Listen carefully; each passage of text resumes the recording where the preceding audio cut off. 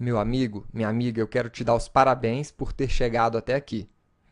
Você está quase concluindo o conteúdo de lógica de programação. Você já viu o que são computadores, como eles estão organizados. Já trabalhou com variáveis e tipos de dados. Construiu suas próprias expressões utilizando os operadores da linguagem Java. Conheceu os fluxos condicionais, os fluxos de repetição. E esse é o conteúdo de lógica de programação. Nessa aula, nós vamos conhecer as palavras-chave break, continue e os rótulos. Essas estruturas são auxiliares dos fluxos de repetição. As palavras-chave break e continue são usadas para encerrar loops. O break ele encerra um loop inteiro. E o continue ele vai encerrar apenas a interação atual. Então, a diferença é se você quer dar prosseguimento com a execução de uma nova interação ou se a gente vai saltar para a primeira instrução depois do loop. Então, como é que essas estruturas funcionam? Você já trabalhou com break quando estava trabalhando com switch, o seu fluxo condicional. Você sabe o que é isso daqui. Esse fluxo de repetição é um loop infinito. Ele sempre vai ser avaliado como true. Mas nós temos uma forma de quebrar a execução desse fluxo. Utilizando a palavra break, você pode paralisar a execução de um loop inteiro. Vamos ver isso aqui em funcionamento.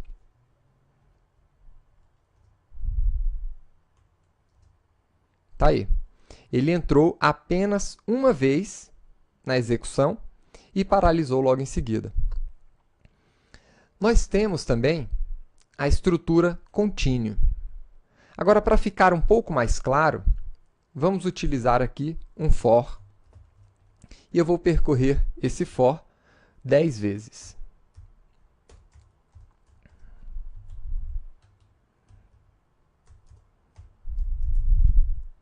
E a minha intenção é imprimir o valor de i aqui dentro.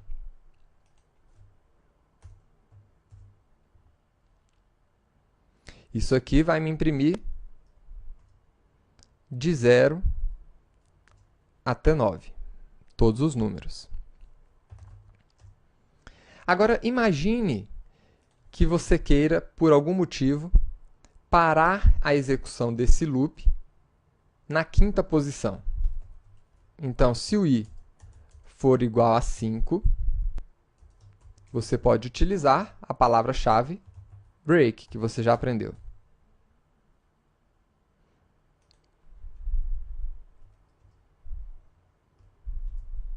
E aí ele vai imprimir os números até 4. Agora, imagine que você queira pular o código que seria executado aqui dentro desse loop quando ele chegar na posição 5. Então, chegou na posição 5, eu vou pular essa execução e vou passar para a próxima execução, de número 6. Vamos ver o que acontece. Está aí. Ele imprimiu os números de 0 até 4. No loop de número 5, ele pulou e continuou no 6 em diante.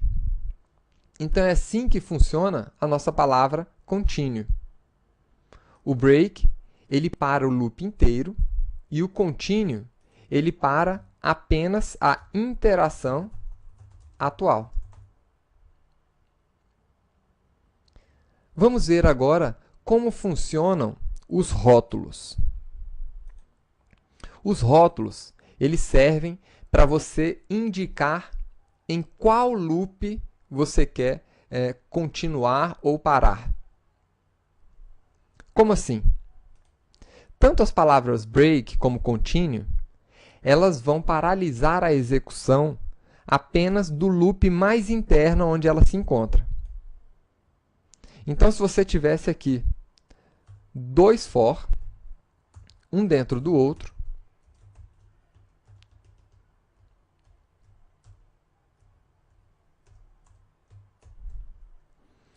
esse continue ele só iria funcionar para esse for. E o break também. Ele não paralisaria esse for mais externo. Para isso, nós temos os rótulos. Os rótulos são nomes que você pode dar para essas suas estruturas, para esses seus fluxos. Então, você poderia indicar um nome para esse primeiro fluxo. Então, poderia colocar aqui rótulo 1, por exemplo. E aí o nome do seu rótulo ele vem seguido do sinal de 2 pontos. E aqui poderia ser o 2. Então, através dessas palavras, a gente pode acionar a execução desses rótulos. Então, eu poderia paralisar ou o rótulo 2, que é exatamente o rótulo que seria o fluxo que seria paralisado de forma natural, se eu não estivesse indicando o nome do rótulo, porque ele é o fluxo mais interno, ou o rótulo 1, que seria o fluxo mais externo. Vamos ver um exemplo para deixar isso aqui mais claro. Nós temos aqui uma matriz de 2 dimensões. E você precisa construir um algoritmo, ou seja, um código que localize o valor true dentro dessa sua matriz bidimensional. Aliás, dentro dessa sua matriz. Então, o primeiro passo seria você construir um for que percorresse cada um dos elementos do da primeira dimensão do seu array. Então, cada elemento aqui eu vou imprimir a palavra A. Vamos ver o resultado disso daqui.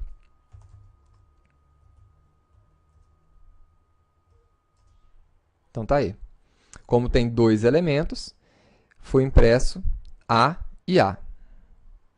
O próximo passo é, dentro de cada um desses arrays internos, localizar os elementos internos. Ou seja, eu vou percorrer cada um desses elementos internos aqui desses arrays. Então, eu vou criar um outro for. Um for dentro do outro. E para cada elemento aqui dentro,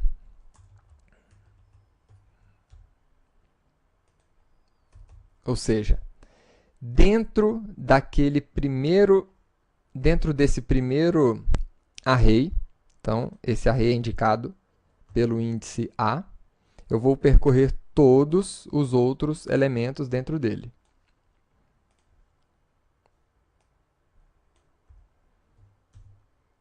Então, vamos ver o resultado desse código. Então, tá aí. Ele entrou no primeiro array, e dentro desse array ele percorreu todos os elementos do array. Agora entrou no segundo array e percorreu todos os elementos daquele segundo array. Ou seja, nós montamos aqui um fluxo de repetição dentro de outro para percorrer todos os elementos dessa matriz. Agora eu quero localizar aquele elemento que tenha o valor igual a true. Então, como é que eu localizo um elemento aqui dentro? Vamos lá. Se dentro desse array, na primeira dimensão, o elemento que eu estou percorrendo naquele momento for true, então eu vou imprimir aqui true.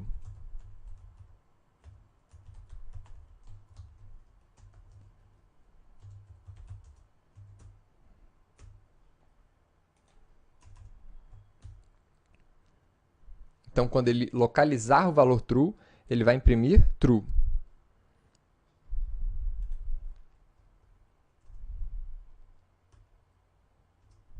Então, tá aí. Localizou o true logo aqui no início. Agora, imagine que você estivesse, na verdade, tratando de uma matriz com milhões de registros. E imagine também que o valor que você está pesquisando é exatamente como está aqui, o segundo valor da sua matriz.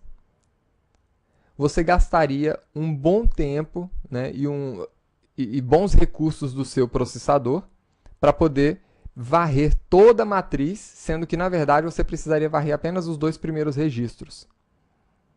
Então, como é que a gente poderia utilizar esse recurso de rótulo e as palavras break e continue para acelerar esse seu processo de pesquisa do valor true dentro dessa matriz? Então, vamos ver aqui. Dessa forma como nós estamos vendo,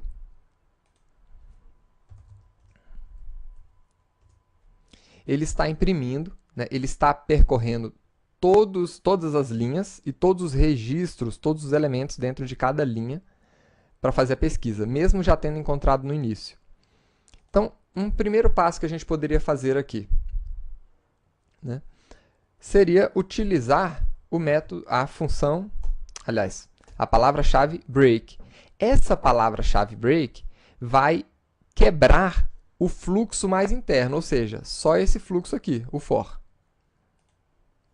Então, vamos ver qual é o resultado disso.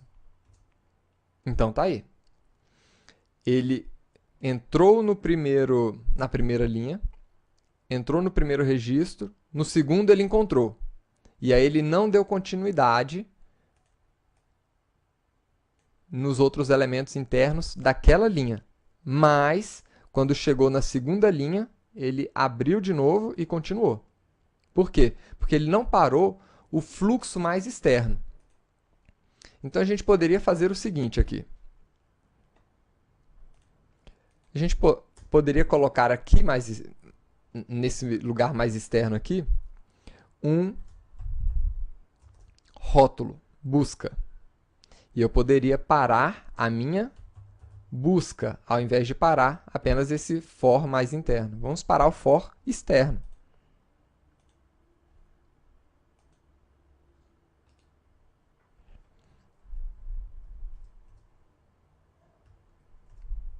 Então, tá aí. Paralisando o for mais externo, quando ele encontrou o valor true, ele já parou a pesquisa. Ou seja, ele não consumiu mais recurso varrendo todos os registros e continuando o processamento. E o continue também pode ser utilizado junto com os seus rótulos. Então, é assim que funcionam os rótulos, a palavra-chave break e continue para apoiar os fluxos de repetição. Nós estamos praticamente concluindo o conteúdo de lógica de programação e vejo você na próxima aula, futuro programador Java. Até lá! E parabéns!